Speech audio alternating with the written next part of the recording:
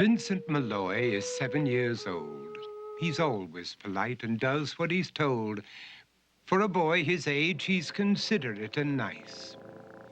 But he wants to be just like Vincent Price.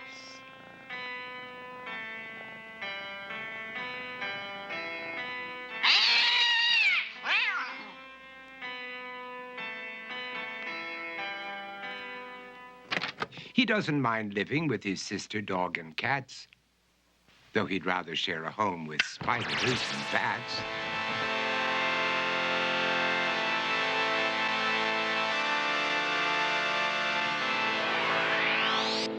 There he could reflect on the horrors he's invented and wander dark hallways alone and tormented.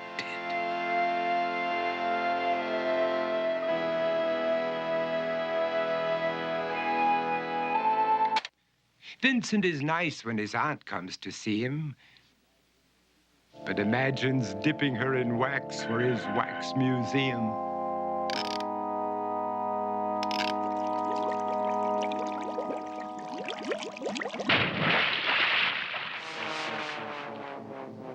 He likes to experiment on his dog, Abercrombie, in the hopes of creating a horrible zombie. So he and his horrible zombie dog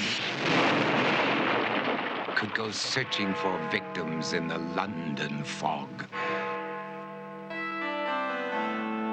His thoughts, though, aren't only of ghoulish crime. He likes to paint and read to pass some of the time. While other kids read books like Go, Jane, Go, Vincent's favorite author is Edgar Allan Poe. One night, while reading a gruesome tale, he read a passage that made him turn pale. Such horrible news he could not survive, for his beautiful wife had been buried alive. He dug out her grave to make sure she was dead, unaware that her grave was his mother's flower bed. His mother sent Vincent off to his room. He knew he'd been banished to the Tower of Doom, where he was sentenced to spend the rest of his life alone with the portrait of his beautiful wife. While alone and insane, encased in his tomb, Vincent's mother burst suddenly into the room. She said, "If you want to, you can go out and play. It's sunny outside and a beautiful day."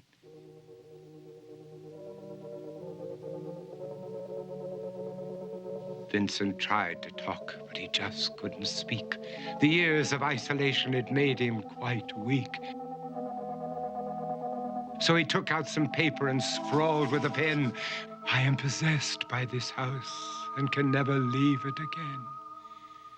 His mother said, "You're not possessed and you're not almost dead. These games that you play are all in your head. You're not Vincent Price, you're Vincent Malloy. You're not tormented or insane, you're just a young boy. You're 7 years old and you are my son. I want you to get outside and have some real fun." Her anger now spent, she walked out through the hall. And while Vincent backed slowly against the wall, the room started to sway, to shiver and creak. His horrid insanity had reached its peak.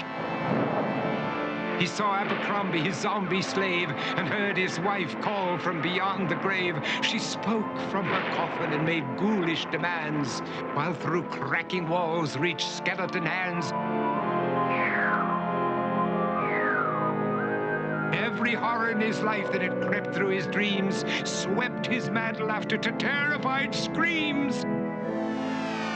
To escape the madness, he reached for the door, but fell limp and lifeless down on the floor.